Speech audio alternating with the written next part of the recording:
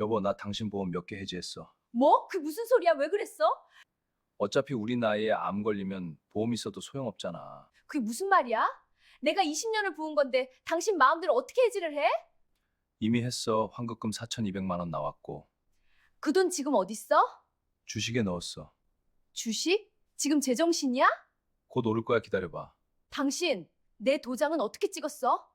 내가 동의한 적 없는데. 말해! 내 도장 어디서 났어? 서랍에 있길래.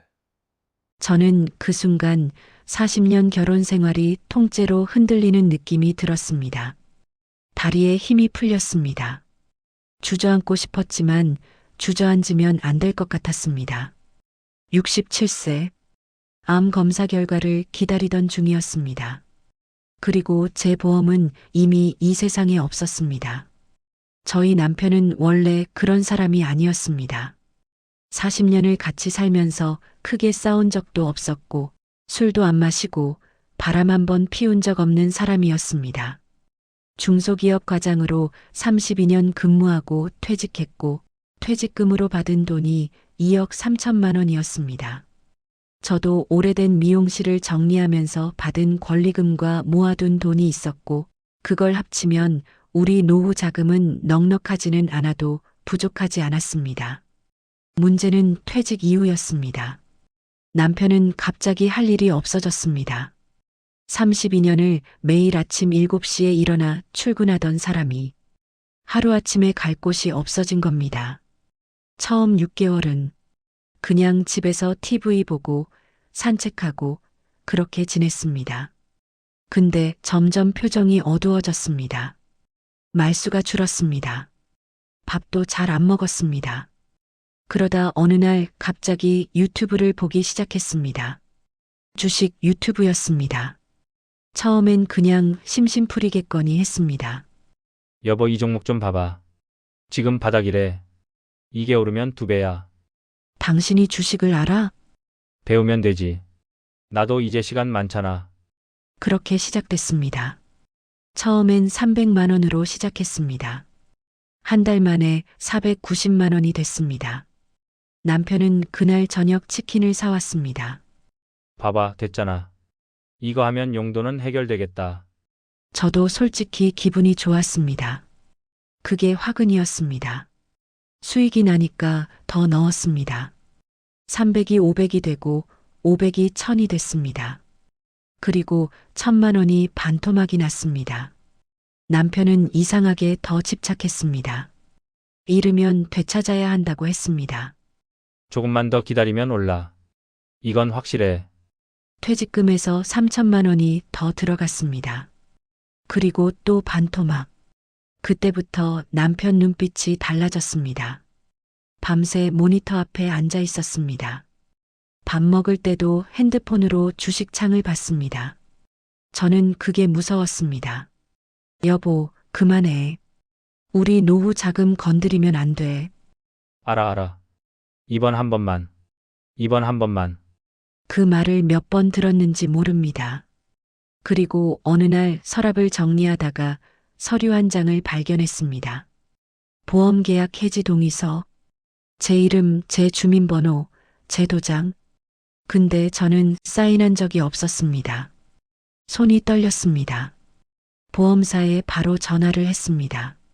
제 보험이 해지됐다고 들었는데 확인해 주실 수 있나요? 네, 고객님. 지난달 암보험, 실손보험, 연금보험 3건 모두 해지 처리됐습니다. 제가 동의한 적이 없는데요. 동의서와 자필 서명, 도장이 모두 접수됐습니다. 전화를 끊고 한참 멍하니 앉아 있었습니다. 그때 알았습니다. 부부 사이라도 배우자 명의 보험은 본인 동의 없이 해지할 수 없습니다. 만약 동의 없이 해지됐다면 그건 사문서 위조입니다. 단순한 부부 싸움이 아니라 엄연한 법적 문제입니다. 남편한테 따졌습니다. 이거 불법이야. 당신 내 도장 몰래 쓴 거잖아. 우리 부부인데. 그게 무슨 불법이야. 같이 쓰는 도장이잖아. 같이 쓰는 도장이 어딨어. 네 명의 보험에 내 도장 몰래 찍은 거잖아. 그냥 절차상. 필요해서 한 거야. 당신한테 물어보면 또 반대할 거잖아. 그 말이 더 화가 났습니다. 반대할 걸 알면서도 했다는 소리였으니까요. 저는 그날 혼자 법률 상담을 알아봤습니다. 대한법률구조공단 전화 132번.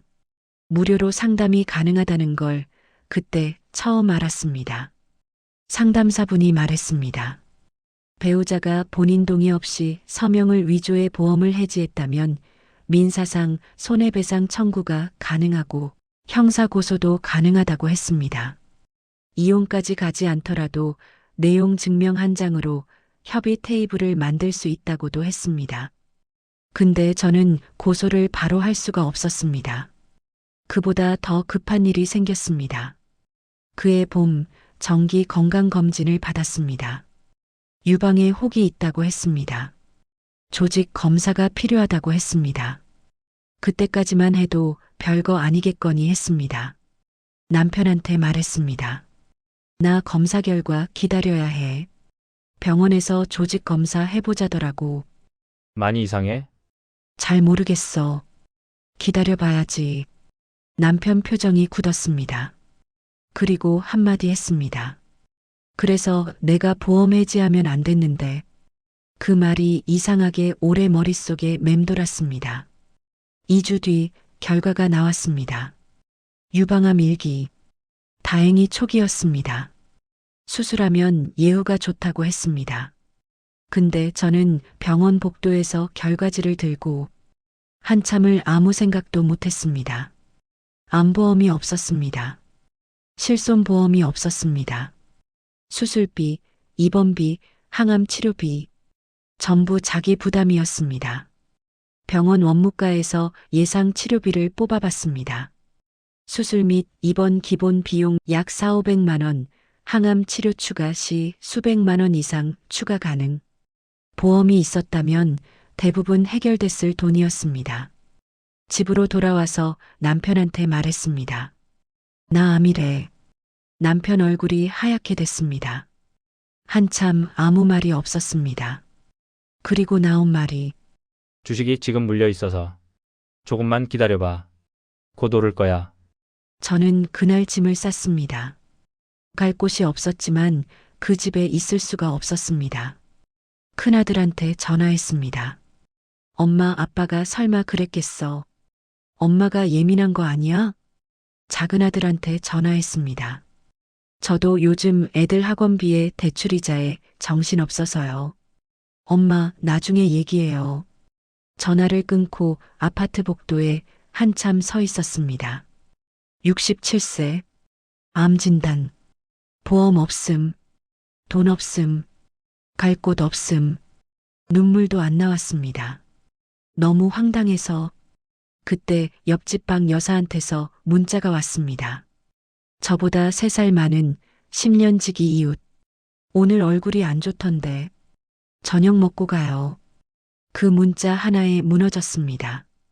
박 여사 집에서 다 털어놨습니다. 박 여사는 제 얘기를 다 듣고 한참 있다가 물었습니다.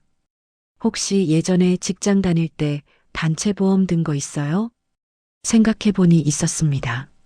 30년 전 미용실 운영할 때 가입했던 소규모 단체 보험. 완전히 잊고 있었습니다. 박 여사 말을 듣고 다음 날 바로 움직였습니다. 그때부터 제가 몰랐던 것들을 하나씩 알게 됐습니다. 첫 번째로 알게 된 것. 직장이나 사업장을 통해 가입한 단체 보험은 퇴직이나 폐업 후에도 일정 요건을 충족하면 개인 보험으로 전환 신청이 가능합니다. 중요한 건 이 전환은 건강 심사 없이 가능하다는 점입니다. 이미 암 진단을 받은 상태에서도 기존 가입 이력이 있으면 문의해 볼 수 있습니다.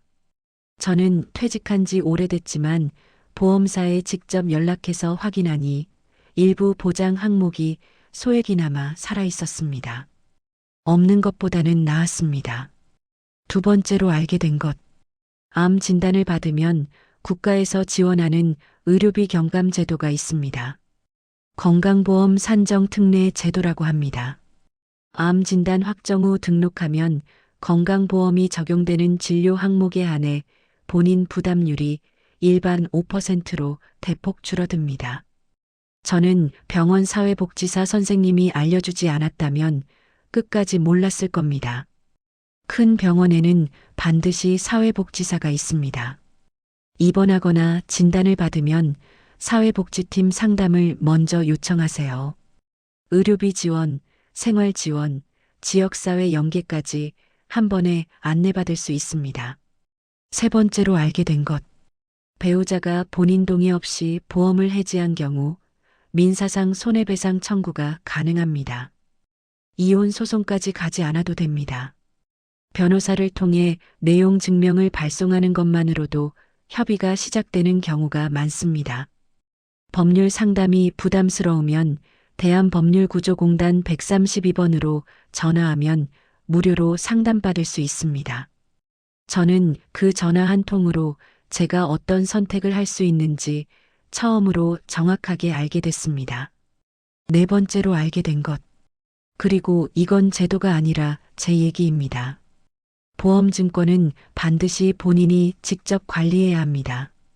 배우자가 아무리 믿을 수 있는 사람이어도 본인 명의 보험은 본인이 증권번호, 해지환급금, 보장 내용을 스스로 알고 있어야 합니다. 매년 한 번 내 보험이 살아있는지 직접 보험사에 확인 전화를 하세요. 그게 귀찮게 느껴지겠지만 그 전화 한 통이 수천만 원을 지킵니다. 수술은 잘 끝났습니다. 산정특례 덕분에 본인 부담금이 예상보다 많이 줄었고 단체 보험에서 소액이나마 나왔습니다. 박 여사가 병원에 2번 데려다 줬습니다. 아들들은 수술날 왔다가 각자 집으로 돌아갔습니다. 남편은 수술 내내 복도에 앉아 있었다고 들었습니다. 수술 후 회복실에서 나왔을 때 남편이 손을 잡았습니다. 아무 말도 안 했습니다. 저도 아무 말 안 했습니다. 지금 현재 남편은 주식을 끊었습니다. 4,200만 원 중 3,400만 원을 잃고 나서야 저한테 무릎을 꿇었습니다. 그 장면이 지금도 이상하게 생생합니다. 40년을 같이 산 남편이 바닥에 무릎을 꿇고 있는 장면. 화가 났습니다. 그리고 불쌍했습니다. 그리고 또 화가 났습니다. 저는 용서했습니다. 그게 맞는 건지 지금도 모릅니다. 근데 한 가지는 확실히 알게 됐습니다. 믿는다는 게 확인하지 않아도 된다는 뜻은 아니라는 걸. 40년을 믿어온 사람도 특정 상황에서는 판단이 무너질 수 있다는 걸. 그리고 그 피해는 고스란히 옆에 있는 사람한테 간다는 걸. 돈은 다시 모을 수 있습니다. 보험은 다시 가입할 수 있습니다. 근데 한번 훼손된 신뢰는 다시 원래대로 돌아오지 않습니다. 지금도 남편이 서랍을 열면 저도 모르게 눈이 갑니다. 그게 슬픕니다. 내가 이 사람을 이렇게까지 의심하게 됐다는 게. 오늘 이 사연 보시면서 어떠셨나요? 남 얘기 같지 않으셨다면 그게 맞습니다. 비슷한 일이 지금 이 순간에도 어딘가에서 일어나고 있습니다. 오늘 영상을 보신 후에 한 가지만 해주시면 좋겠습니다. 지금 당장 본인 명의 보험이 몇 개인지 살아있는지 확인해 보세요. 보험사에 판하면 1분이면 됩니다. 그리고 댓글에 한 가지만 여쭤보겠습니다. 노후 자금 부부가 같이 관리해야 한다. BS 각자 따로 관리해야 한다.